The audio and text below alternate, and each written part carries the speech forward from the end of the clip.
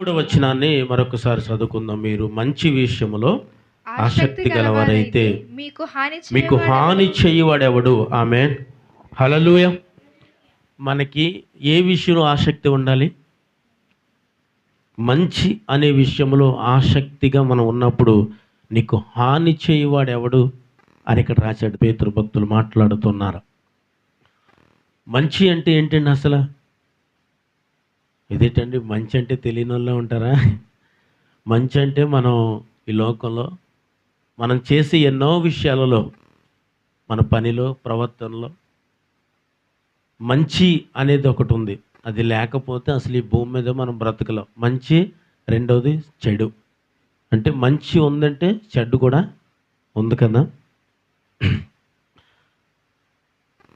ఒక క్రైస్తవుని జీవితం దేని పట్ల ఆసక్తి ఉండాలంటండి?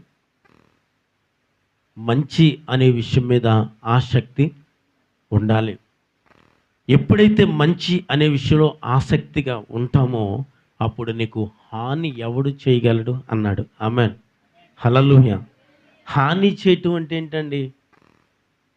అంటే మంచిగా బ్రతికి వారికి హాని చేయువాడు ఉన్నాడు.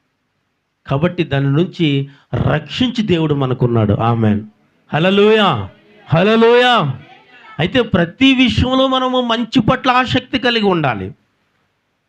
ఏ విషయంలో? నీ ఆత్మీయ జీవితంలో, నీ కుటుంబ విషయంలో, సంఘం విషయంలో, సేవకుల విషయంలో మంచి అనే విషయంలో ఒక ఆసక్తి కలిగి మనము ముందుకి వెళ్ళాలి అనే లేఖనములో రాయబడి ఉంది.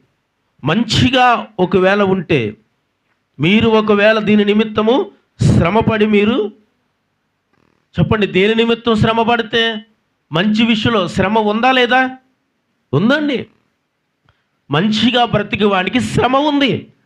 మంచిగా బ్రతికేవానికి హాని చేయవాడు ఉన్నాడు. మంచిగా బ్రతికేవానికి కష్టపెట్టేవాడు ఉన్నాడు. మంచిగా జీవించేవాడికి వెనుకాతల నుంచి అనేక రకమైన పేర్లు పెట్టే వాళ్ళు ఉన్నారు. ఒకవేళ అలాంటి విషయంలో ఒకవేళ మీరు శ్రమ పడినా అంటే దానికి అర్థం ఎలాంటి పరిస్థితుల్లో మీరు ఎన్ని మాటలు మీ వెనుకాతలు మాట్లాడుకుంటున్నా మీరు ఎటువారు? ధన్యులే అని చెప్పండి. ఆమె హల్లెలూయా. మీరు ధన్యులే అలాగ ఉంటే. ఒకవేళ మంచిగా బ్రతికితే శ్రమ ఉంది కదండి. మంచిగా బ్రతకటం వల్ల బాధలు ఉన్నాయి కదా. మంచిగా బ్రతకటం వల్ల కొన్ని భయంకరమైన పరిస్థితులు ఎదుర్కొంటా ఉన్నాం కదా. అందును బట్టి, పరిస్థితిని బట్టి నడుచుకుంటూ ఉంటే, పరిస్థితులను బట్టి బ్రతికేస్తూ ఉంటే, పరిస్థితులను బట్టి మనం జీవిస్తూ ఉంటే, పరిస్థితులను బట్టి మాట్లాడుతూ ఉంటే, పరిస్థితులను బట్టి మన కార్యములు చేస్తూ ఉంటే శ్రమ అనేది రాదు కదా అండి. బాధ అనేది రాదు కదా అండి. ఇలాంటి అవమానాలు పడే పరిస్థితే రాదు కదా అండి అని నువ్వు అనుకోవచ్చు. కానీ ఒకవేళ అలా ఉంటే మీరు ఎటువారు తెలుసా? ధన్యులే అని రాయబడింది. ఆమె హల్లెలూయా. హల్లెలూయా. దేవుని దిశలో నీవును నేను ఎలా ఉండాలండి? ఒక ధన్యకరమైన స్థితిలో మనము ఉండాలన్నది దేవుని ఒక ఆలోచన నీ పట్ల, దేవుని ఒక ఉద్దేశం, దేవుని ఒక తలాంపు నీ పట్ల ఎలా ఉన్నదంటే నువ్వు మంచి అనే విషయంలో ఆసక్తి కలిగి బ్రతకాలి. మంచి అనే విషయంలో ఆసక్తితో జీవించాలి. మంచి అనే విషయంలో నమ్మకంగా ఉండాలి. మంచి అనే విషయంలో యథార్థంగా బ్రతకాలి. మంచి అనే విషయంలో మనము ముందుకు వెళ్ళినప్పుడే దేవుడిని నిన్ను అంటున్నాడు, ధన్యురాలివి, ధన్యుడివి. ఆమేన్. హల్లెలూయా. ఒక వ్యక్తి మంచిగా బ్రతకటానికి, ఒక వ్యక్తి మంచిగా జీవించడానికి నేను అంటాను కారణం దేవుని పట్ల నీకున్న నమ్మకము, నీకున్న యథార్థతను బట్టే బ్రతకగలవు. దేవుని పట్ల నీ జీవితం బాగోలేదనుకో, దేవుని పట్ల నీ ఆలోచన బాగోలేదనుకో, దేవుని పట్ల నీ క్రియలు బాగోలేదనుకో, ఇక్కడ వాక్యంలో రాయబడినట్లు మంచి అనే విషయంలో ఆసక్తి పోద్ది, పాపం అనే విషయంలో ఆసక్తి పెరుగుద్ది. పాపం అనే విషయంలో ఆసక్తిగా బ్రతికినప్పుడు దేవుడు నిన్ను నన్ను ధన్యులను పిలవలేదు. దేవుని చేత ధన్యకరమైన స్థితిలో నిన్ను నన్ను పిలవాలి అంటే ఇక్కడ రాయబడిన మాట ఆసక్తి కలిగి ఉండాలి. ఆమేన్. ఆసక్తి అంటే ఏంటండి అసలు? ఆసక్తి అంటే ఇలా ఉండాలి అనే దానిని ఆసక్తి అంటారు. నేను ఇలా జీవించాలి అనే దానిని ఆసక్తి అంటారు. నేను ఇలా ఉండటమే నా దేవుడికి ఇష్టం అని ఒకవేళ మీరు అనుకుంటే దేవుడు అంటాడు దానిని ఆసక్తి. Amen, amen. అంటే ఏదైనా చెయ్యాలి అని ఒక సంకల్పం చొప్పున ముందుకెళ్ళే వారిని ఇక్కడ ఆసక్తితో బ్రతుకువారు అని పిలువబడుతుంది. ఆమెన్, హల్లెలూయా. నువ్వేది చేస్తున్నానండి, సన్నిధి విషయంలో, పరిచయ విషయంలో, సేవ విషయంలో, మందిర విషయంలో, నీ కుటుంబ విషయంలో, నీ బిడ్డల విషయంలో, భర్త విషయంలో, భార్య విషయంలో, ప్రతిదీ ఆసక్తి అనేది ఉండాలి. ఆసక్తి లేకపోతే కుటుంబాన్ని పట్టించుకోలేము, పిల్లల్ని పట్టించుకోలేము, ఏమండి, నీ ఇంటి వారిని పట్టించుకోలేవు, నీ బంధువులను పట్టించుకోలేవు, నీ సంఘాన్ని పట్టించుకోలేవు, ఏమి పట్టించుకోలేవు. మనం ఏదైనా పట్టించుకుని ముందుకు వెళ్ళాలి, దీని పట్ల ఉండాలి అంటే ముందు మనిషిలో ఆసక్తి ఉండాలి. ఏముండాలండి? ఆసక్తి ఉండాలి. ఆసక్తి అనేది ఉన్నప్పుడే ఏది చెయ్యాలన్నా మనం చేయగలం. ఇది నేను చెయ్యాలి అనే ఒక ఆసక్తి, దాన్ని ఆసక్తి అంటే ఏంటంటే చెయ్యాలనే సంకల్పం. ఆమె, హల్లెలూయా. ఇది నేను చెయ్యాలి అనే ఆలోచనే అది ఆసక్తి అని దేవుడు అంటున్నాడు.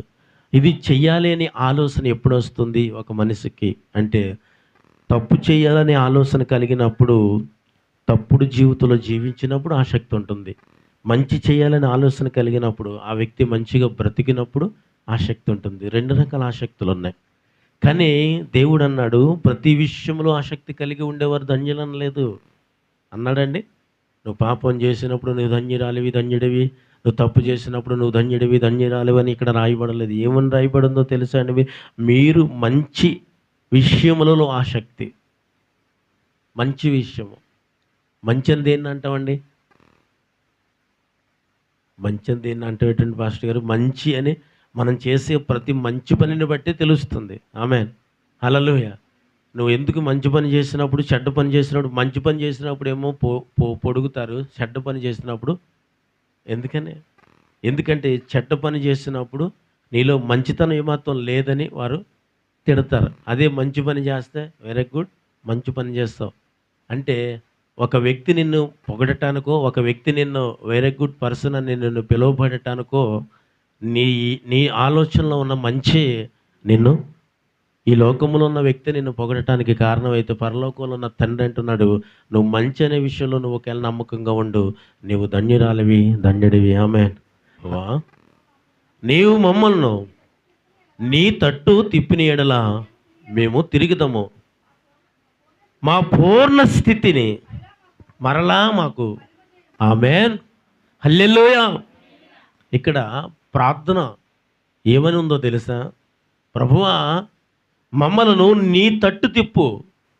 ఒకవేళ మేము తిరిగామనుకో, మళ్ళీ పూర్ణ స్థితి మాకు ఇవ్వు. ఆమేన్, హల్లెలూయా.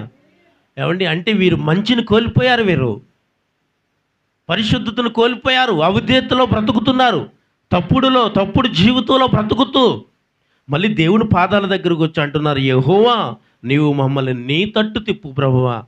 ఒకవేళ మేము తిరిగామనుకో, ఒకవేళ నీ వైపు తిరిగామనుకో, అంటే నీ వైపు తిరిగినప్పుడు మళ్ళీ మేము మంచిగా బ్రతకటానికి, మంచిగా జీవించటానికి, ఒకవేళ మేము ముందుకు వెళ్ళగలుగుతున్నాం అనుకో, పూర్వతి స్థితి మళ్ళీ మాకు దయచే ప్రభు. ఆమేన్, హల్లెలూయా. అంటే పూర్వము స్థితి నీకు ఎలాగున్నది? మొదట నీవు రక్షింపబడినప్పుడు ఎలా ఉన్నావు? ప్రభువుని అంగీకరించినప్పుడు ఎలా ఉన్నావు? రక్షణ పొందినప్పుడు ఎలాగున్నావు? ప్రభు కొరకు బ్రతుకుతానని వాగ్దానం చేసినప్పుడు ఎలా ఉన్నావు?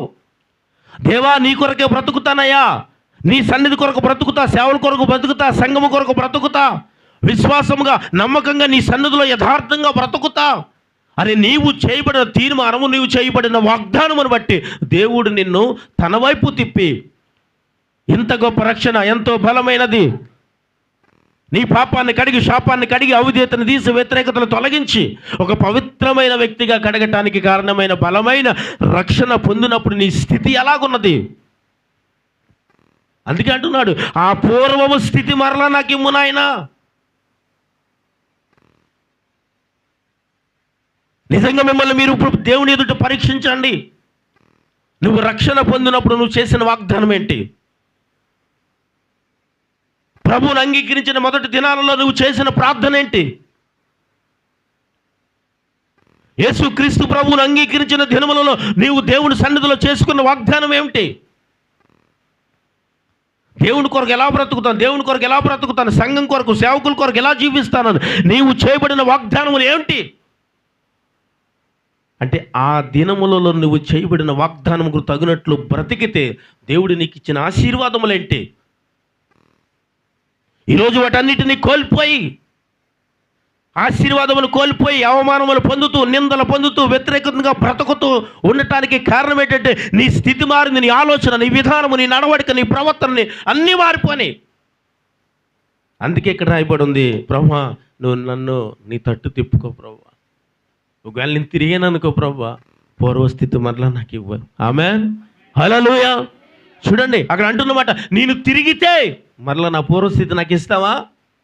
నేను నమ్మకంగా బ్రతుకుతాను, యథార్థంగా బ్రతుకుతాను, నీ కొరకు బ్రతుకుతాను ప్రభువా. ఒకవేళ అలా బ్రతికితే మరలా పూర్వం నేను బ్రతికినట్లు, పూర్వం నేను చేయబడిన వాగ్దానములు తగినట్లు, పూర్వము స్థితిలో నీవు నన్ను ఏ రీతిగా ఆశీర్వదించావు, ఏ రీతిగా బలపరచావు, ఏ రీతిగా ఘనపరచావు, ఆ రీతిగా బ్రతకటానికి ప్రభువా నేను ముందుకు వెళ్ళాలంటే ముందు నువ్వు నన్ను నీ తట్టు తిప్పు ప్రభువా.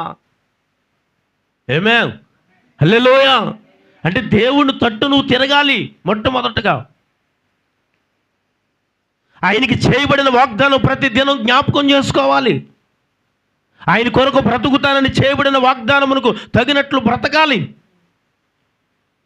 ఆయన కొరకు ఏ వాగ్దానం చేసి, ఏ తీర్మానం చేసి దేవుని సన్నిధిలో ఎదుగుతున్నామో వాటిని జ్ఞాపకం చేసుకుని బ్రతికితే పూర్వస్థితి అంటే ఏంటండి? రక్షింపబడిన దినాల్లో దేవుడు నీకు ఇచ్చిన మహిమని, దేవుడు నీకు ఇచ్చిన ఘనత, దేవుడు నీకు ఇచ్చిన ప్రభావం, దేవుడు నీకు ఇచ్చిన ఆశీర్వాదం, దేవుడు నీకు ఇచ్చిన ఒక మంచి పేరు. ఈరోజు వాటిని కోల్పోవడానికి కారణం ఏంటో తెలుసా? స్థితి మారిపోయింది, ఆలోచన మారిపోయింది, ప్రవర్తన మారిపోయింది, నడవడిక మారిపోయింది, మాట తీరు మారిపోయింది, కంటి చూపు మారిపోయింది, అన్నీ మారిపోయినాయి. దేవుడి తట్టు నువ్వు ఒకవేళ దేవుడి తట్టు నువ్వు తిరిగితే ఆయన అంటున్నాడు, మళ్ళీ పూర్వస్థితి నాకు ఇస్తావు ప్రభువా. నేను ఒకటి అడుగుతాను, చెప్తారా? ఎప్పుడన్నా మీ వ్యక్తిగతమైన ప్రార్థనలు ఇలా అడిగారండి? అడిగారా? ఎప్పుడు నిత్యము దేవుని సన్నిధిలో నువ్వు ప్రార్థించేటప్పుడు, ప్రభువా పూర్వం అంటే నేను రక్షణ పొందక మునుపు, మీకు ఒకటి తెలుసా? ఒక మనిషి ఆత్మీయ జీవితం ఎప్పుడు బాగుంటుందో చెప్పనా? ఒక మనిషి ఆత్మీయ స్థితి ఎప్పుడు బాగుంటుందో తెలుసా? రక్షణ పొందకముందే బాగుంటుంది. నిజం. రక్షణ పొందకముందే దేవుడిని అంగీకరించిన దినంలో, దేవుడిని అంగీకరించి ఇతను గొప్పవాడు, సర్వసృష్టికర్త, సర్వలోకనాథుడైన ఈయన తప్ప వేరొక దేవుడు లేడును అంగీకరించబడిన దినంలో నీ జీవితం అద్భుతంగా ఉంది దేవుని ఎదుట. ప్రభా అని బ్రతుకుతూ ప్రతి క్షణము ఆయన కొరకే జీవిస్తూ, ఆయన కొరకే బ్రతుకుతూ, ఆయన కొరకే ప్రతి క్షణము నీ హృదయంలో ఆలోచన చేస్తూ నువ్వు బ్రతికిన జీవితం గొప్పది. దానిని దేవుడు చూసి సంతోషించి, నీ ఆలోచన చూసి సంతోషించి, నీ మాట తీరు చూసి సంతోషించి, నీ ప్రవర్తన చూసి దేవుడు సంతోషించి, ప్రతి విషయంలో నీ ఆసక్తిని చూసి దేవుడు సంతోషించి, ఇలాంటి వ్యక్తి నా కొరకు బ్రతకాలి, నా సేవ కొరకు బ్రతకాలి, నా పని కొరకు, నా పరిచయ కొరకు బ్రతకాలి అని దేవుడు తన ఆలోచనలోనికి వెళ్ళినట్లుగా నీ జీవితం దేవుని ఎదుట ఉంది. ఆమేన్ చెప్పండి. ఆమేన్. ఉంది. దేవుడు చూశాడు, ఆ దినాలలో చూసి అనుకున్నాడు, ఇలాంటి వ్యక్తి నాకు కావాలి అని. దేవుడు నీ మాటను, నీ ప్రవర్తన, నీ ఆలోచనను దేవుడు చూసి రక్షణ దేవుడు నీకు ఇచ్చాడని చెప్పండి. ఆమేన్. ఇచ్చాడు. దేవుడు ఆ రక్షణ ఇచ్చిన తర్వాత రక్షింపబడిన నీవు, రక్షణ పొందిన నీవు అంచులంచులుగా నీ జీవితాన్ని దేవుని సన్నిధిలో ఎదుగుతూ ఉన్నప్పుడు, పర్వాలేదులే ఎంత భక్తి చేసేలా, పర్వాలేదులే ఇన్ని ఉపవాసాలు చేసేలా, పర్వాలేదులే దేవుడి సన్నిధి కొరకు ఇంత పోరాడేలా, ఇంత ప్రయాసపడిపోవాలా దేవుడి సంఘం కొరకు, సేవ కొరకు అని నీ ఆలోచన ఒక్కొక్కటిగా మారిపోతున్న సమయంలో దేవుడు అంగీకరించబడిన ఇచ్చిన దినాలలో ఉన్న వాటిని ఒక్కొక్కటి మనమే కోల్పోతాం. నిజం. ఒక్కొక్కటిగా మనమే కోల్పోతూ ఉన్నప్పుడు దేవుడు అంటాం, దేవుడు ఏంటండి ఇలా చేస్తున్నాడు, దేవుడు ఏం చేయడు, దేవుడు నిన్ను బాధ పెట్టడు, దేవుడు నిన్ను నిందించడు, దేవుడు నీ పట్ల భయంకరమైన ఆలోచన దేవునికి ఏమీ లేదు నీ పట్ల. దేవుడు తన కొరకు నువ్వు చేసుకున్న తీర్మానాన్ని బట్టి, నువ్వు చేసిన వాగ్దానాన్ని బట్టి దేవుడు నిన్ను మెచ్చి ఎంతో విలువైన రక్షణ అనే మార్గాన్ని దేవుడు నీకు తెరచి ఆయన రక్షణలో నేను తీసుకుని వచ్చి ఆయన సన్నిధిలో నేను తీసుకుని వచ్చి బలమైన వ్యక్తిగా పాత్రగా ఆయన బలపరిచే సమయంలో ఆసక్తిని కోల్పోతేనే ఆసక్తిగా బ్రతికిన నీ జీవితాన్ని ఆసక్తి నుంచి బయటకు వచ్చి ఆసక్తిని కోల్పోయి పర్వాలేదు అని ఎప్పుడైతే ఒక మనిషి ఆలోచన చేస్తాడో దేవుని దృష్టిలో నుంచి కూడా మనం తొలగిపోతాం. అందుకే అంటున్నాడు, ప్రభా నీ తట్టు నన్ను తిప్పుకో ప్రభా, ఒకవేళ తిరిగాననుకో నన్ను మొదటి స్థితిలా నన్ను ఆశీర్వదించు ప్రభా. ఆమె హల్లెలూయా. దేవుడు నిన్ను ఆశీర్వదించడానికి ఇది ఇక్కడ రాయబడిన లేఖనం చదువుతున్నప్పుడు నీకు అర్థమవుతుంది. మొదటి స్థితిలో నేను ఎలా ఉన్నాను అంటే పూర్వము స్థితిలో నేను ఎలా ఉన్నాను, మరలా నన్ను అలా దీవించు ప్రభు అని అన్నాడంటే అర్థం ఏంటి అంటే దేవుడు నిన్ను అంగీకరించబడినప్పుడే, దేవుడి చేత నువ్వు అంగీకరించబడినప్పుడే, దేవుడు నిన్ను ఒక గొప్ప విలువైన వ్యక్తిగా నిన్ను చూసినప్పుడే దేవుడు నిన్ను ఆశీర్వదించేస్తాడు. ఆమెను చెప్పండి. అప్పుడే నిన్ను దేవుడు దీవించేస్తాడు. ఆమెను చెప్పండి. అలా దీవించాడు, అలా ఆశీర్వదించాడు కాబట్టి నిన్ను చూసి అనేకులు ఆనందించారు, నిన్ను చూసి అనేకులు కుళ్ళుకున్నారు, నిన్ను చూసి అనేకులు ఏడ్చారు, నిన్ను చూసి అనేకులు వారవలేకపోయారు. ఎందుకంటే ఆయన ఎప్పుడైతే ఆయన చేత నువ్వు అంగీకరించబడ్డావో ఆ రోజే దేవుడు నిన్ను స్థిరముగాను బలముగాను ఘనముగాను దేవుడు చేశాడు. ఆమె చెప్పి చప్పట్లు కొట్టేసినా మనం అయిపరచను. నిన్ను బలముగా స్థిరముగా దేవుడు ఆ రోజే చేశాడు. నిన్ను ఆ రోజు చేసి ఉన్నాడు కాబట్టి ఇక్కడ రాయబడిన మాట, ప్రభా మేమేమయ్యామో తెలుసా, తొలగిపోయాం. ఇప్పుడు మరలా మమ్మల్ని నీ తట్టు తిప్పు ప్రభా. ఒకవేళ నీ తట్టు మేము తిరిగామనుకో కోల్పోయిన స్థితి అంతా మళ్ళీ మాకు దయచేయి. ఆమేన్ హల్లెలూయా. నీ జీవితంలోకి ఎప్పుడు ఈ ప్రార్థన రాకుండా చూసుకోవాలి. నిజం, ఎప్పుడు ఇలాంటి ప్రార్థన చేసే పరిస్థితి నీ జీవితంలో రాకుండా, తండ్రి పూర్వపు స్థితి మరలా నాకు ఇవ్వు నాయనా అన్నావంటే అర్థం ఏంటి? పూర్వమే నీ జీవితం బాగుంది, రక్షణ పొందక మునిపే నీ జీవితం బాగుంది, దేవుడిని అంగీకరించిన కొత్తలోనే నీ జీవితం బాగుంది, దేవుడిని అంగీకరించిన దినములలో దేవుడి కొరకు బ్రతికిన బ్రతుకు బాగుంది. ఆమేన్ హల్లెలూయా. ఆ రోజులలో నీ జీవితము అద్భుతంగా ఉంది. అందును బట్టే దేవుడు నిన్ను ఏం చేస్తాడంటే ఆశీర్వదిస్తూ, దేవుడు బలపరుచుతూ, దేవుడు అనేకులకు నిన్ను మాదిరికరంగా దీవెనకరముగా ఆశీర్వాదకరమైన వ్యక్తిగా నిన్ను స్థిరముగా బలముగా చేసి వాడుకుంటున్న సమయాలలో నిన్ను ఆ స్థితిని చూసి, లేకపోతే ఆలోచన చూసి మనలోనికి వచ్చిన చిన్న లోపం, చిన్న ఆలోచన, చిన్న తడబాటుతనం నిన్నేం చేసిందంటే ఆ పూర్వము స్థితి నుండి నిన్ను కిందకి పడద్రోసింది. హల్లెలూయా హల్లెలూయా. ఇప్పుడు మన స్థితిని బట్టి, మన పరిస్థితిని బట్టి దేవుడు మనలను ఆశీర్వదిస్తాడు అని లేఖనమే సెలవిస్తూ ఉంది. కాబట్టి ఒక్కసారి మనల్ని మనం పరీక్షించుకోవాలి. ఇప్పుడు దేవా నీ ఎదుట నా జీవితం ఎలా ఉంది, నీ ఎదుట నా పరిస్థితి ఎలా ఉంది, నీ ఎదుట నా మాట ఎలాగుంది, నీ ఎదుట నా ఆలోచన ఎలా ఉంది, నీ ఎదుట ప్రభువా నేను ఎలా జీవించగలుగుతున్నాను, ఎలా బ్రతకగలుగుతున్నాను. ఒకవేళ ఇలా మనం ఆలోచన చేయగలిగితే దేవుడు దేనినైతే కోల్పోయామో, దేనినైతే పోగొట్టుకున్నామని అనుకుంటున్నామో తిరిగి మళ్ళీ దానిని తిరిగి నీకు అప్పగించగలడు. చప్పట్లు కొడదామండి.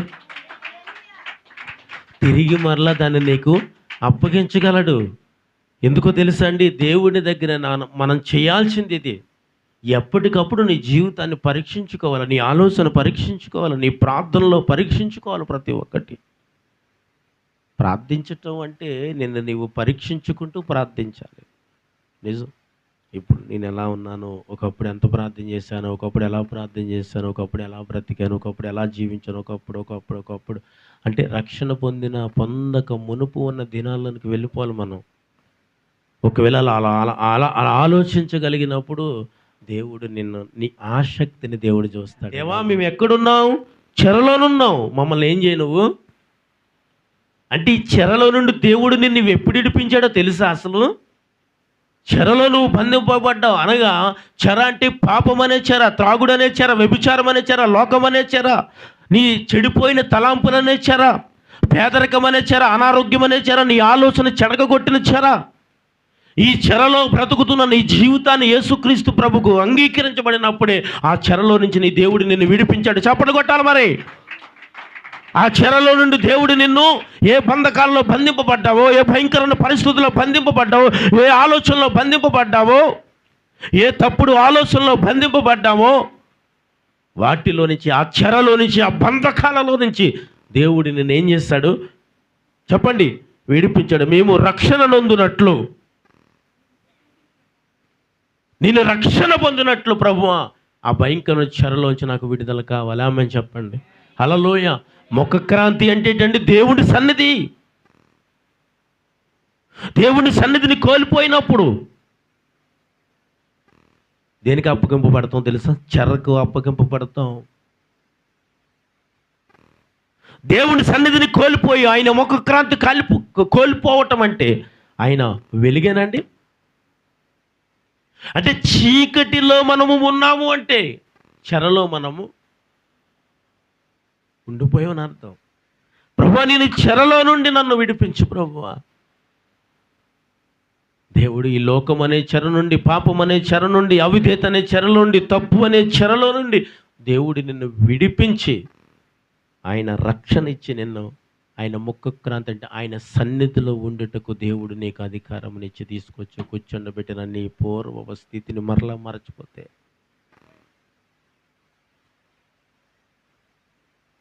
మర్చిపోయామని చెప్పేస్తున్నారు ఇలా. హల్లెలూయా. పూర్వస్థితి మర్చిపోతే దేవుడు అంటున్నాడు, వాళ్ళు అంటున్నారు ఇక్కడ, ప్రభువా ఆ స్థితి నుండి నన్ను ఏం చెయ్యి? విడిపించయ్యా. ఒక్కసారి ఆలోచన చేయండి. ఈరోజు ఏ చెరలో మనం ఉండిపోయాం? ఏ బంధకాలనే చెరలో ఉండిపోయాం? ఏ పాపం అనే చెరలో ఉండిపోయాం? ఆయన దర్శించి ఆయన ముఖక్రాంతిని నీ మీద ప్రకాశింప చేసిన ఆ దేవాది దేవుని పట్ల ఆసక్తిని కోల్పోయి మళ్ళీ చెరకు ఒకవేళ అప్పగింపబడితే, మళ్ళీ చెరకు నీ జీవితం అప్పగింపబడితే నేను అంటాను పూర్వ స్థితిని మరలా మనం కోల్పోతామండి. మరలా నీ స్థితిని నా దేవుడు స్థిరపరచును గాక. ఇప్పుడు చెప్పండి ఆమేన్. హల్లెలూయా. ఏ స్థితిని కోల్పోయినప్పుడు వీళ్ళు ఏడుస్తున్నారు అంటే, అయ్యా పూర్వము స్థితిని కోల్పోయాం.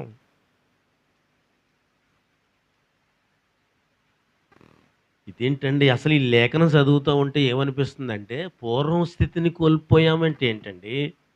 అసలు రక్షణ పొందక మునుపు వీళ్ళ జీవితం బాగుందంట కదా. దేవుని అంగీకరించబడినప్పుడు వీళ్ళ జీవితం బాగుందంట కదా. మరి దేవుడి సన్నిధిలో ఎదుగుతూ ప్రతి వారం వాక్యాన్ని వింటూ ఉపవాసాలు ఉంటూ ప్రార్థనలు చేస్తూ ఉన్న నీ జీవితంలోనికి మరలా ఎందుకు పూర్వస్థితిని కోల్పోయావు? ఎందుకు ఆత్మీయ జీవితాన్ని కోల్పోయావు? ఎందుకు మరలా నువ్వు ఈ పూర్వస్థితిని కోల్పోయి, దేవుని ముఖక్రాంతిని కోల్పోయి, అనగా దేవుని సన్నిధిని కోల్పోయి ఉండటానికి కారణం ఏంటంటే, నీలో నేను అంటాను ఆసక్తిని కోల్పోయాము. హల్లెలూయా. ఏం కోల్పోయామండి? ఆసక్తిని కోల్పోయాము. దేవుని పట్ల ఆసక్తి కోల్పోయాము. దేవుని పని పట్ల ఆసక్తి కోల్పోయాము. దేవుని పరిచర్య పట్ల ఆసక్తి కోల్పోయాము. దేవుని సంఘము పట్ల ఆసక్తి కోల్పోయాము. సేవకుల పట్ల ఒకప్పుడు చేసిన సహవాసం అనే ఆసక్తిని కోల్పోయాము. ఆ ఆసక్తిని కోల్పోయి అంటున్నారు, ప్రభా పూర్వము స్థితి మరలా నాకు కావాలి. ఒకప్పుడు సంఘములు ఎలా ఉన్నారు, ఒకప్పుడు సేవలో ఎలా ఉన్నారు, ఒకప్పుడు సేవకులతో ఎలా ఉన్నారు, ఒకప్పుడు ఇలాంటి పరిచయం చేశారు. ఈరోజు ఆ పరిచయం మరలా కావాలి, ఆ పూర్వ స్థితి కావాలి. ఆమె చెప్పండి ఇప్పుడు. హల్లెలూయా. ఆ స్థితి మరలా నాకు కావాలి ప్రభా అని ఏడుస్తున్నారు వీరు ఇక్కడ. నువ్వు దేన్ని కోల్పోయి ఒకసారి పరీక్షించు. ఇప్పుడు నిన్ను నీవే.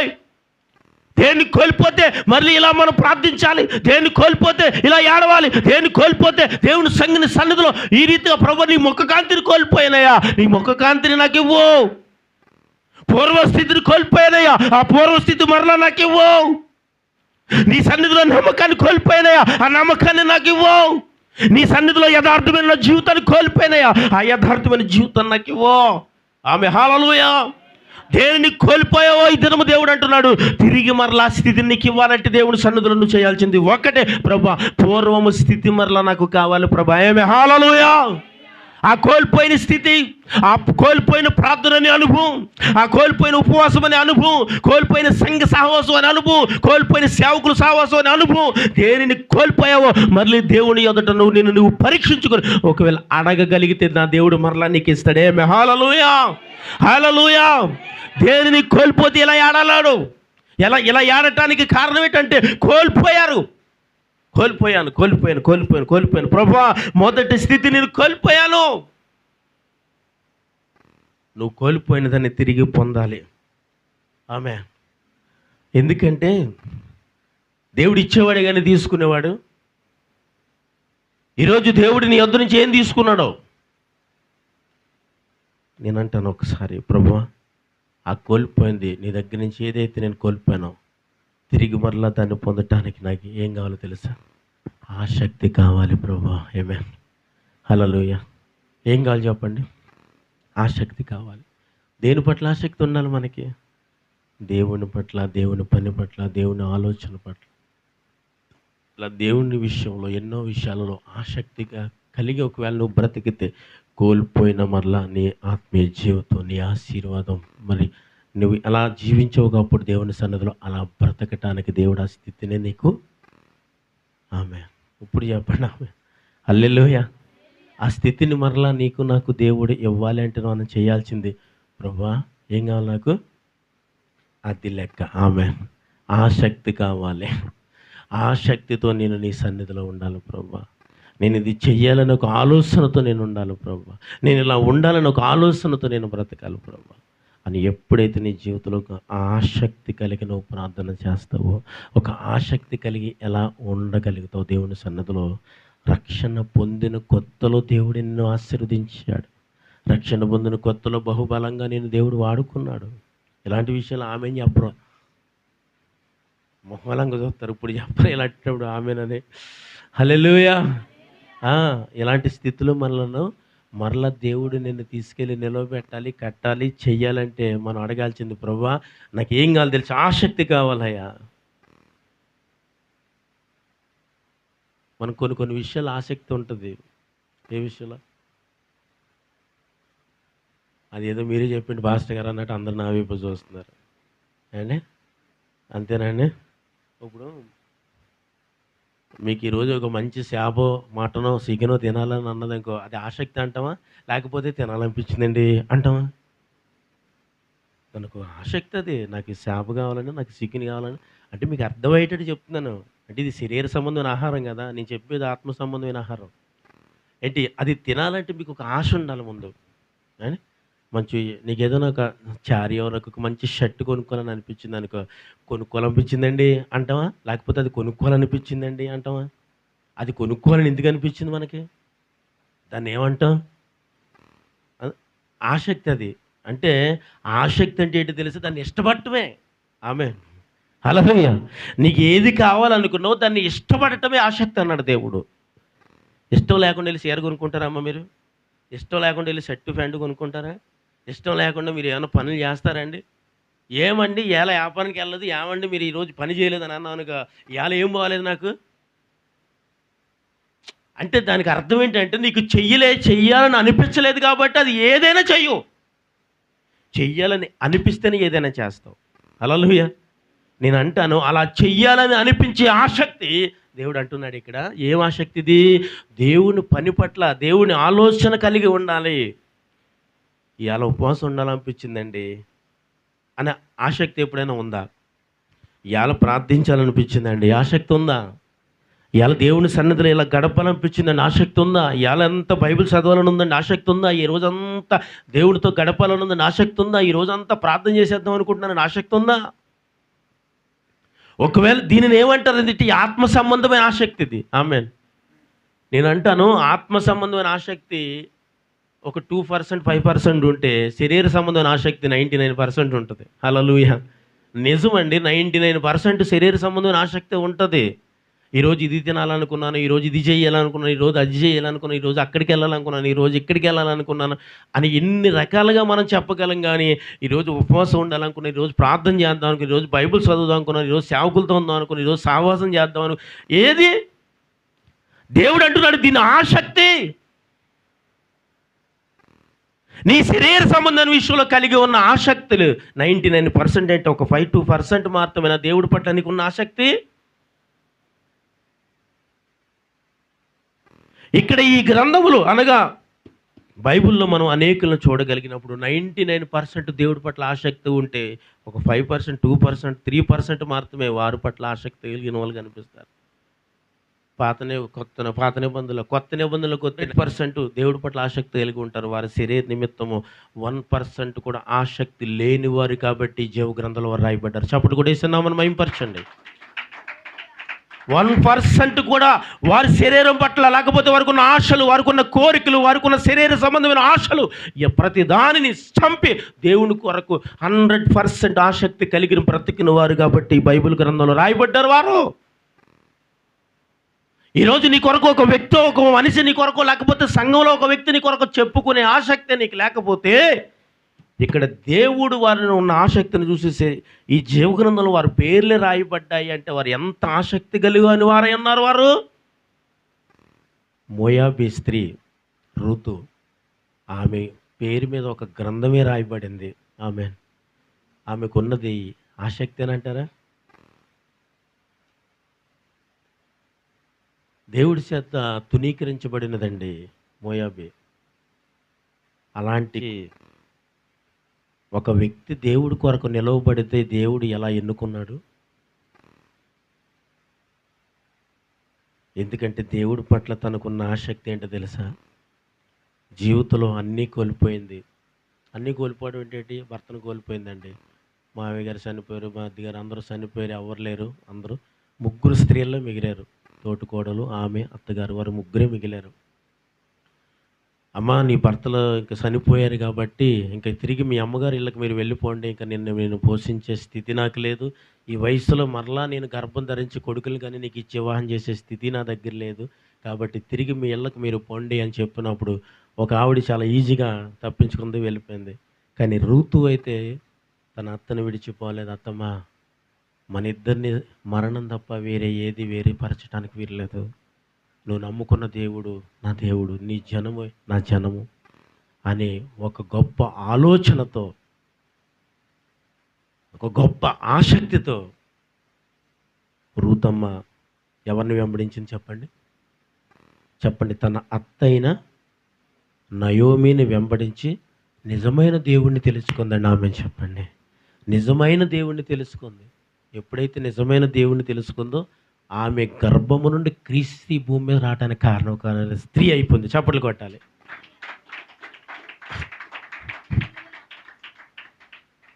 అంటే ఆమెకి ఏముందో తెలుసా అండి?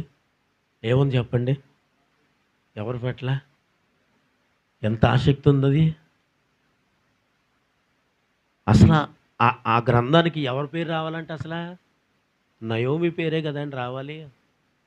ఎందుకంటే ఆ గ్రంథంలో ప్రాముఖ్యమైన వ్యక్తులు నయోమి, తన భర్త ఎలీమెలెకు, తన బిడ్డలు మాత్రమే, తనతో మాత్రమే యెరూషలేమును విడిచి మోయాబు దేశానికి వెళ్ళిపోయిన తన జీవితంలో అన్నిటినీ కోల్పోయి ఇంక ఏమీ లేని స్థితిలో, నిస్సహాయ స్థితిలో మళ్ళీ యెరూషలేము పట్టణాన్ని అనగా దేవుని సన్నిధిని ఎత్తుక్కుంటూ వస్తున్న తన జీవితంలో తనను వెంబడించిన ఒక స్త్రీ, ఎన్నిక లేని స్త్రీ, విసర్జించబడిన స్త్రీ, ఆమెకున్న ఆసక్తిని బట్టి ఆమె ఎంత ఘనమైన స్థితిలోని ఈరోజు ఆమె కొరకు ఒక గ్రంథమే రాయబడిందంటే, ఎంత ఆసక్తి ఉంటే ఆమె కొరకు ఒక గ్రంథం రాయబడింది, ఎంతగా దేవుని కొరకు బ్రతికితే ఒక గ్రంథం రాయబడింది, ఎంతగా విసర్జించబడిన తన ఒకటి మళ్ళీ దేవుని కొరకు ఎంత ఆసక్తితో నిలవబడితే దేవుడు తనని ఆశీర్వదించాడు.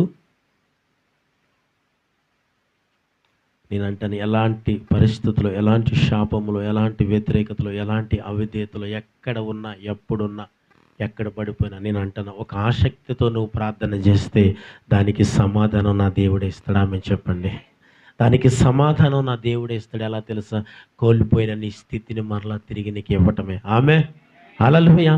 ఏ స్థితిని కోల్పోయి ఈరోజు ఏడుస్తున్నావో, ఏ స్థితిని కోల్పోయి ప్రభు దగ్గర ఏడుస్తున్నావో, ఏ స్థితిని కోల్పోయి ప్రభు ఆయన పాదాలు పట్టుకుని ఏడుస్తున్నావో అడిగేటప్పుడు ఏమని అడగాలి తెలుసా? నాకు కోల్పోయిన పూర్వ స్థితి నాకు కావాలి ప్రభు. ఆమేన్. హల్లెలూయా. ఆ కోల్పోయిన నీ ముఖక్రాంతి నాకు కావాలి ప్రభా. హల్లెలూయా. ఆ కోల్పోయిన ప్రభా నీ సన్నిధి అనుభవాలు నాకు కావాలి ప్రభువా. ఇలాంటి ఆసక్తి కలిగి ఒకవేళ నువ్వు ఉండి ఒకవేళ ప్రార్థన చేస్తే ఆ కోల్పోయిన దానికంటే బహుగా నా దేవుడు నిన్ను దీవించగలడు. అంటే దేవుని చేత ఉగ్రత పాలు అవటానికి కారణం ఏంటంటే దేవుడు కాదంట, మనకు మనం చేసుకున్న దాన్ని బట్టే పూర్వము స్థితిని కోల్పోయాము. ఆ పూర్వము స్థితిని కోల్పోయిన నువ్వు దేవుని సన్నిధిలో ఇప్పుడు ఇలా ఏడవగలిగినప్పుడు ఆ ఉగ్రత నుండి నిన్ను తప్పించును గాక. ఇప్పుడు ఆమేన్ చెప్పండి. ఆమేన్. హల్లెలూయా. హల్లెలూయా. ఆ పూర్వము స్థితి పర్వ మళ్ళీ నాకు కావాలి. నీ ఉగ్రత నుండి నేను తప్పించబడాలి. నీ ఉగ్రత నుండి నేను విడిపించబడాలి. ఈ లోకము నుండి, లోకములో ఉన్న ఆశల నుండి, లోకములో ఉన్న కోరికల నుండి, లోకంలో ఉన్న ఈ భయంకరమైన పరిస్థితుల నుండి ప్రభా మరి నన్ను విడిపించు. పూర్వము స్థితి ఏదైతే నేను కోల్పోయానో, ఏ ఆత్మీయతను కోల్పోయానో దాన్ని మరలా నాకు ఇవ్వు ప్రభువా. ఈ ప్రార్థన చాలా అద్భుతంగా ఉందండి నాకు. నిజం, ఈరోజు నువ్వు ఇక్కడ కూర్చున్న నీవు దేనిని కోల్పోయావో దానిని అడగటానికి, దేనిని కోల్పోయానని ఏడుస్తున్నావో దాన్ని అడగటానికి, దేనిని కోల్పోతే దేవుడి సన్నిధిలో ప్రభువా ఈ పూర్వము స్థితిని కోల్పోయిన నాకు మరల నాకు ఆ స్థితి కావాలి, ఆ జీవితం నాకు కావాలి, ఆ అనుభవం నాకు కావాలి ప్రభువా, నీ కొరకు బ్రతికే కృపలో నేను ఉండాలి. ఒకవేళ ఇలా నువ్వు ప్రార్థన చేయగలిగినప్పుడు, ఒకవేళ ఇలా నువ్వు ప్రార్థన చేయగలిగితే, దేని కోల్పోయా బిడ్డ? దేనిని కోల్పోయి దేవుని సన్నిధిలో ఏడుస్తున్నావు? దేనిని కోల్పోయి, ఏ ఆసక్తిని కోల్పోయి, ఏ భక్తి జీవితాన్ని కోల్పోయి, ఏ ప్రార్థన జీవితాన్ని కోల్పోయి, ఏ ఉపవాసం అనుభవాన్ని కోల్పోయి, ఏ ఆరాధన కోల్పోయి, ఏ యొక్క దేవుడి సన్నిధిలో పరిచర్యను కోల్పోయి, ఏ దేవుడి కొరకు పట్టే ప్రయాసంలో ఏ విషయంలో నువ్వు కోల్పోయి ఏడుస్తున్నావు, దాన్ని మరలా నువ్వు తిరిగి పొందటానికి నువ్వు చేయాల్సిన పని ఏంటో తెలుసా? ఏంటండి? ఆసక్తితో దేవుని సన్నిధిలో ప్రార్థించటమే. ఆమేన్. ఆసక్తితో దేవుని సన్నిధిలో వేడవటమే. ఆమేన్. ఆసక్తితో ప్రభు పని చేయటానికి నువ్వు ముందుకు రావటమేనండి. ఆమేన్ చెప్పండి. ఆమేన్. హల్లెలూయా. ఆసక్తి లేకపోతే దేనిని చేయలేం. ఆసక్తి లేకపోతే దేవుని పనైనా ఒకటే, దేవుని పరిచర్యైనా ఒకటే, నీ ఇంటైనా ఒకటి, నీ ఇంట్లో పనైనా ఒకటి, ఏదైనా ఒకటే. ముందు ఆసక్తి మనిషికి కావాలి. చదవాలని అనిపిస్తేనే కదండి చదువుతాం. అంతే కదా? మీరు చదవాలని అనిపించకపోతే ఏం చదువుతాం? చదవాలని అనిపించట్లేదండి, వదిలేస్తాం. ఒకవేళ అలా వదిలేస్తే ఎగ్జామ్ వచ్చింది, ఇప్పుడు ఎగ్జామ్ రాయాలి, చదవలేదుగా, ఏం రాస్తాం? ఏదో తెలుసునే 4 ముక్కలు రాసి వచ్చేసిన తర్వాత 2 సబ్జెక్టులు పోని, 3 సబ్జెక్టులు పోని, 4 సబ్జెక్టులు పోని, మొత్తం సబ్జెక్టు పోయిందని అన్నారు అనుకో, ఏమనిపిస్తుంది? చాలా కష్టపడి రాశాను కానీ ఏమైంది? పేపర్ సరిగ్గా రాలేదంట. నీ ముఖానికి నువ్వు సరిగ్గా చదవలేదని చెప్పవే, నీలో ఆసక్తి లేదని చెప్పవే. ఆ సబ్జెక్ట్ పోవడానికి కారణం నువ్వు ఆసక్తి లేక, నువ్వు చదవకపోవటం వల్ల నువ్వు ఆ ఒక సబ్జెక్టు 2 సబ్జెక్టులో పోయిందని చెప్పవే. పేపర్ టఫ్గా వచ్చేసింది నీకు, పేపర్ సరిగ్గా రాలేదంట. ఉన్నదాన్ని ఆసక్తితో ఒకవేళ చేస్తూ ఉంటే అద్భుతంగా ఏం చేస్తావు?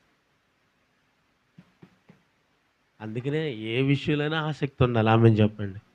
ఏ విషయంలోనంటే మళ్ళీ లోకం విషయంలో ఆసక్తి పెరిగిపోకూడదు. ఆత్మ సంబంధమైన ప్రతి విషయంలో ఆసక్తిగా ఒక మనిషి బ్రతకాలి. నీ జీవితం పట్ల నీకు ఒక ఆసక్తి ఉండాలి. నేను ఫ్యూచర్లో నేను చేసేది ఏంటి, నేను చేయబోతున్నది ఏంటి, ఏం చేయాలి ఆలోచన లేదా? నువ్వేం చదవాలో ఆలోచన లేదా? నువ్వు ఏ పని చేసుకోవాలో ఆలోచన లేదా? ఏ ఉద్యోగం చేసుకోవాలో ఆలోచన లేదా? ఏ ఆలోచన లేకుండా ఏ పని చేసినా ముందుకు వెళ్ళలేవు, వెళ్ళినా సాధించలేవు, చేయలేవు. ఆసక్తితో ముందుకు వెళ్ళు, ఆసక్తితోనే చదువు, ఆసక్తితోనే ప్రార్థించు, ఆసక్తితోనే ఉపవాసం ఉండు, ఆసక్తితోనే ముందుకు వెళ్ళగలిగినప్పుడు దానిని బట్టి దేవుడు నిన్ను హెచ్చిస్తాడు. ఆమేన్. దీవిస్తాడు. ఆమేన్. ఆశీర్వదిస్తాడు. ఆమేన్. హల్లెలూయా. దేనిని చూసి అంటే నీలో ఉన్న ఆసక్తిని చూసి, చెయ్యాలని నువ్వు కలిగి ఉన్న సంకల్పమును చూసి. ఏ పనైనానండి నేను చెయ్యాలని ఆసక్తి ఉంటే దేవుడు మనకు సాయం చేస్తాడండి. ఆమేన్ చెప్పండి. దేవుని సహాయం లేకుండా నువ్వు ఏది చేసినా ఏది జరగదు. నీ వల్ల నువ్వేదో చేద్దామని నువ్వు అనుకున్నా చెయ్యలేవు. నీ బలాన్ని బట్టి, ధనాన్ని బట్టి, బలాన్ని బట్టి, బలగాన్ని బట్టి, బంధువులను బట్టి, స్నేహితులను బట్టి, నీ ఇరుగు పొరుగును బట్టి, నీ భర్తను భార్యను బట్టి నువ్వేదో చేద్దామనుకున్న దేవుని సహాయం లేకుండా ఒకవేళ చేస్తే ఏముండదు? విజయం ఉండదు. విజయం కావాలంటే దేవుని బట్టే చేయాలి మనం. ఆమేన్, హల్లెలూయా. విజయము పొందాలంటే దేన్ని బట్టండి?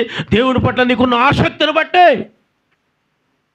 ఒకవేళ ముందుకు వెళితే ఆ ఆసక్తిని చూసి ప్రోత్సహిస్తారు. నీ ఇంటిలోనే నీకు నీ తల్లి, నీ తండ్రి, నీ బంధువులే నిన్ను ప్రోత్సహిస్తున్నారు అంటే నీకున్న ఆసక్తిని బట్టేగా. నువ్వు ఇలా ఉండాలి, నువ్వు అలా ఉండాలని అనుకుంటున్నావు కాబట్టే కదా నిన్ను ప్రోత్సహిస్తున్నారు. వారు ప్రోత్సహించుతున్నారంటే నీలో ఉన్న నమ్మకాన్ని వాళ్ళు చూస్తున్నారు. అది లెక్క. ఏం చూస్తున్నారు? నీలో ఉన్న నమ్మకం, నీలో ఉన్న ఒక ఆలోచన. ఆ ఆలోచన వారు చూసి అనుకుంటున్నారు, అమ్మో ఈ వ్యక్తి ఎలాగైనా సాధించగలదు అని నీ వెనుక ఉన్నవారే చూస్తున్నారు. నీ తల్లిదండ్రులే చూస్తున్నారు, నీ బంధువులే చూస్తున్నారు. కాబట్టి వారు నిన్ను ప్రోత్సహించడానికి వారికి ముందుకు రాగలరు. ఒకవేళ ముందుకు వస్తే నువ్వు ఇంకా ముందుకి. ఆమేన్, హల్లెలూయా. కొంతమంది చేద్దాం అంటుంటే, కొంతమంది వద్దంటుంటే, కొంతమంది చేయగలం అంటుంటే, కొంతమంది చేయలేవు అంటుంటే ఏది బలహీనత పరిస్థితి మనిషిని తెలుసా? చేద్దాం అనే వ్యక్తుల కంటే చేయలేవు అన్న వ్యక్తులే విజయాలు వచ్చేస్తే. ఇప్పుడు తెలుసా నీకు? నిజమండి, నీ వల్ల కాదు, నువ్వు చేయలేవు అని అన్నారు అనుకోండి, చేసే వ్యక్తి అయినా సరే ఏం చేయలేరు? చేయలేరు. మీకు ఒకటి తెలుసా? సింహమును కంటే జింక పరిగెడుతుంది కదా. సింహము కంటే జింక చాలా ఫాస్ట్గా పరిగెట్టగలదు. నిజం. సింహము దాన్ని తరివేటప్పుడు దానికంటే ముందుగానే ఉంటుంది. ఇది దానికంటే వేగంగానే పరిగెట్టగలదు. కానీ దానికి ఉన్న ఆలోచన ఏంటో తెలుసా? ఇది నన్ను పట్టుకుంటుంది, దీనికి నేను దొరికేస్తాను, ఎందుకంటే ఇది సింహం, ఇది రాజు అని దానికి ఆలోచనలో ఉంటుంది. కాబట్టి దీనికంటే వేగంగా పరిగెట్టగలిందైనా, దీనికంటే వేగంగా ముందుకు వెళ్ళగల స్థితి దానికున్న, దీనికంటే వేగంగా ముందుకు వెళ్ళి విజయాన్ని సంపాదించగలిగిన జింక కూడా సింహము నోటకు పట్టబట్టడానికి కారణం ఏంటో తెలుసా? నువ్వు దొరికేస్తావు అని దాని శిక్షణ చెప్పేస్తుంది. నువ్వు దొరికేస్తావు, నువ్వు దాని నోటుకు పడిపోతావు, అది నిన్ను పట్టుకుంటుంది అని ఎప్పుడైతే తన ఆలోచన వచ్చిందో, ఎంత వేగంగా పరిగెట్టిన వ్యర్థం, అది సింహము నోటుకు అప్పగింపబడతా ఉందండి. హల్లెలూయా. ఎందుకంటే అది ఫాస్ట్గా వెళ్ళగలదు, దానికి తెలుసు. కానీ ఎంత ఫాస్ట్గా వెళ్ళినా, దానికంటే స్పీడ్గా వెళ్ళినా, దీని ఆలోచన ఏంటో తెలిసి దాన్ని దొరికేస్తాను. ఇది అనుకుంటే దాని నోటికి పడకుండా తప్పించుకుని వెళ్ళగలని అంత కెపాసిటీ, అంత ఫాస్ట్గా పరిగెట్టగల ఆ స్టెమినర్ ఉన్నది దానికి. కానీ దాని ఆలోచన ఏంటో తెలుసా? అది వెనక్కి తిరుగుతూ చూస్తూ ఉంటుంది, పరిగెడతా. ఇది నన్ను పట్టేసుకుంటుందేమో, నన్ను వచ్చేస్తుందేమో అని పరిగెడుతూనే ఉంటుంది, ఇలా చూస్తూనే ఉంటుంది. ఎందుకు? వెనక్కి తిరిగి చూసింది కాబట్టి ఏమైంది? దొరికేస్తుంది దానికి. దీనివల్ల కాదు నన్ను పట్టుకోలేదని ఒకవేళ వేగంగా పరిగెట్టగలిగింది అనుకో, దాని నోటికి ఇది చిక్కదు. నీ జీవితం కూడా ఇంతే. ఈ లోకంలో, నీ ఉద్యోగాల్లో కానీ, మీ చదువుల్లో కానీ, మీ ఆత్మీయ జీవితాల్లో కానీ, మీ కుటుంబాలలో నిన్ను ఎవరు ప్రోత్సహించకపోయినా ఒకవేళ నీవే ప్రోత్సహించుకో. ఎవరు నిన్ను నీ వల్ల కాదు, నువ్వు సాధించలేవు అని అనుకున్నా సరే నీవే ప్రోత్సహించుకో. నీకు ఒక ఆసక్తి కలిగి బ్రతుకు. నేను చేయగలను, నేను సాధించగలను, ఈ ఉద్యోగం నాదే, ఈ స్థితి నాదే, ఈ పరిస్థితి నాదే అని ఒకవేళ నువ్వు ఆలోచన చేసి దేవుడిని ముందు పెట్టి నువ్వు వెళ్ళగలిగితే దేవుడు నీకు విజయం ఇచ్చును గాక. హల్లెలూయా. ఆ దేవుడు నీకు విజయం ఇస్తాడు. ఎందుకంటే నేను చేయగలను, నా పక్షమున సైన్యములు కదిపోతే దేవాది దేవుడు ఉన్నాడు అని నమ్మి నువ్వు పరిగెట్టగలిగితే, నువ్వు పరిగెట్టే పరుగులోనే నీకు విజయం ఉంది. ఆమేన్, హల్లెలూయా. నీ చదువులో నీకు విజయం ఉంది, నీ ఉద్యోగంలో నీకు విజయం ఉంది, నీ కుటుంబంలో నీకు విజయం ఉంది, నీ బిడ్డల పట్ల నీకు విజయం ఉంది, నీ తల్లిదండ్రుల పట్ల విజయం ఉంది, నీ తోడబుట్టిన వాళ్ళ పట్ల విజయం ఉంది. వాళ్ళు నిన్ను ప్రోత్సహించకపోయినా ఒకవేళ నిన్ను నీవే దేవుని పట్ల నమ్మకంగా ఆసక్తి కలిగి నిన్ను నీవే ప్రోత్సహించుకుని ఒకవేళ ముందుకు వెళ్ళగలిగితే అప్పుడు వాళ్ళందరి ముందును నీకు విజయము ఉన్నదండి. ఆమె హల్లెలూయా. అది అంటే మనిషి తను ఏం చేసుకోవాలి? ముందుగా ఒకళ్ళ మాట ఎప్పుడు వినొద్దు. ఇంకో విషయం చెప్పనా, ఎవరి దగ్గరికి వెళ్ళి నేను ఏం చేయను అని అడగొద్దు. నిజం. నేను ఏం చదివితే బాగుంటుంది అని అడుగుతారు కొంతమంది. నేను ఏ వ్యాపారం చేస్తే బాగుంటుంది అని అడుగుతారు. నేను ఏ ఉద్యోగం చేస్తే బాగుంటుంది, నేను ఎలా నా భర్తతో నేను ఎలాగుంటే బాగుంటుంది, నా భార్యతో నేను ఎలాగుంటే బాగుంటుంది, మా బిడ్డలతో మేము ఎలాగుంటే బాగుంటుంది. ఒక్కరిని అసలు ఇలా నువ్వు అడగొద్దు. సైన్యములకు అధిపతి దేవాది దేవుడిని అడుగు. రెండోది, నువ్వు ముందుకు వెళ్ళావు. ఆమేన్, హల్లెలూయా.